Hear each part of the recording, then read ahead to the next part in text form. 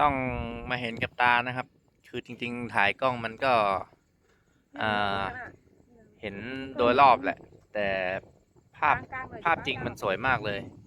เนี่ยตรงนี้มันเป็นลมสักตอนนี้เราขึ้นมาที่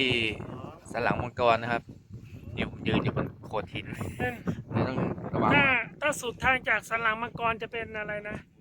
ไปลงที่ไปด่านซ้ายครับจังหวัดเลยเนี่ยจริงๆไปนอนเลยสักคืนเนี่ยสวยงามเลย ทางดี ด่านซ้ายก็เมืองผีตาโขนน่ะ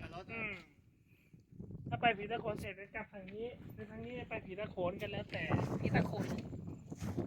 ได้ ฟ้าไปเอามาเซลฟี่ลงไปหน่อย 1 นาทีพอครับวิดีโอ มาก